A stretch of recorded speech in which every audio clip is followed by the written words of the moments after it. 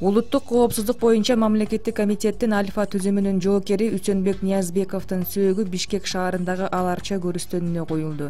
Маркумду акыркы сапарга узатуу зыйнатына УКМКнын төрагасы Орозбек Опунбаев, президенттик аппараттын башчысы Досалы Эсеналиев, Бишкек шаарынын мэрі Азиз Суракматов жана башкалар катышты. Ниязбеков 7 августта мурдагы өлкө башчы Алмазбек Атамбаевдин үйүндөгү операция учурунда алган оор жаракатынан улам каза тапты. Чүй облусунун ички иштер башкармалыгынын башчысы Самат Курбанкуловдун абалы оор бойдон калууда, учурда комада. Бул туурасында Саламаттыкты сактоо министрлиги билдирди. Абалы оор жасалма жол менен дем алууда. Курбанкуловго 2 жолу операция жасалды. Белгилей кетсек, Курбанкулов Кой Таш айылында мурунку өлкө башчы Алмазбек Атамбаевдин үйүндө жүргүзүлгөн атайын операция учурунда жараталып шаардык ооруканага жеткирилген. Курбанкулов ооруканага жабык баш мээ жаракаты, баш мээнин чайкалышы деген диагноз менен келип түшкөн.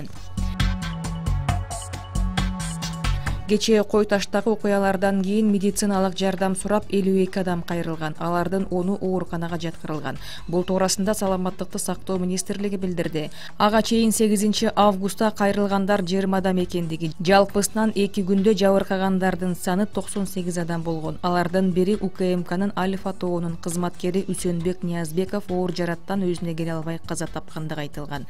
Учурда ооруканада жаткандардын саны 20 адам, алардын 13-ü травматология жана ортопедия борборунда, 3-ü Чүй облустук ооруканасында, 4-ü улуттук госпиталда.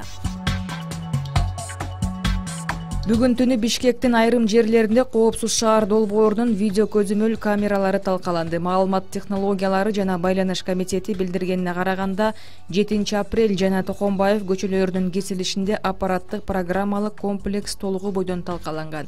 Чүй Шопоков жана Бөкөнбаев Абдрахманов көчөлөрүнүн кесилишинде видео байкоо гана иштен чыккан. Жол коопсуздук эрежелерин каттаган аппараттык программалык комплекс штаттык режимде иштеп жатат. Учурда келтирилген зыяндын суммасы эсептелүүдө.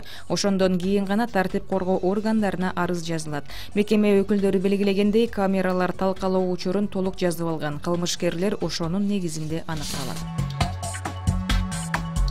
Ош облусунда жер титиреди. Сейсмология институтунун маалыматына караганда, жер титирөө кечээ саат кечки 9 чамасында Ош облусунун аймагында катталган. Очогунда күчү 3,5 балга жеткен. Жер титирөө Чоң Алай районунун Ачык Суу айылында 2,5 балга чейин сезилген. Жабыркагандар жана кыйроолор катталган жок.